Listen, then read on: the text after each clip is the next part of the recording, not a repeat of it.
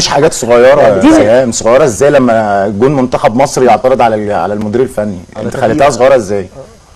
انا مش فاهم فين اللي انت شايفاها صغيره. انا مش بتكلم على الاعتراض. كابتن النادي الاهلي وكابتن منتخب مصر بيعترض على المدير الفني الكابتن حسام حسن، انت شايفاها مش بتكلم على اللقطه دي، انا بتكلم على اللي بالبلدي كده بشكل عام، يعني الناس تعمل من الحبه قب. ماشي، ده موجود في مصر. الناس اقول لك على حاجه، الاستوديوهات التحليليه امبارح ما اتكلمتش في تحليل فني، اتكلمت في اللقطه دي.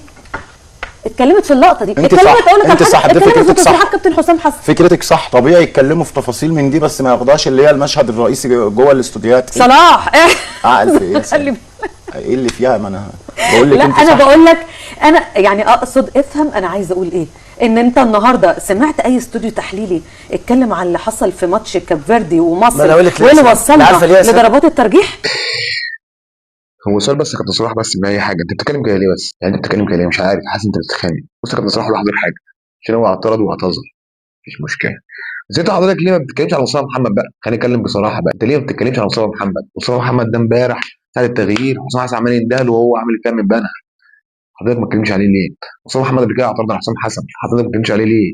ليه بتتكلم على الشناوي؟ سيبك من النقطه دي بقى. حضرتك بتقول احمد الشناوي ليه ما لعبوش؟ ليه مش عارف ايه؟ بص يا كابتن صلاح، حسام حسن واخد احمد الشناوي مجامله. تعرف ليه؟ عشان بيراميدز بطل الشامبيونز ليج الافريقي، واخد ابطال القاره الثلاثه، واخد السوبر الافريقي، فاوريدي كل الناس بتطالب ياخد احمد الشناوي، خد احمد الشناوي. انا معاك، ما دام خده خلاص كان المفروض يلعبه. حسام حسن واخده مجامله. تاني حاجه، احمد الشناوي على فكره والله العظيم انا من رايي حسام حسن حارس ضعيف، حارس ضعيف، حارس ضعيف، ما ينفعش يلعب مع منتخب مصر.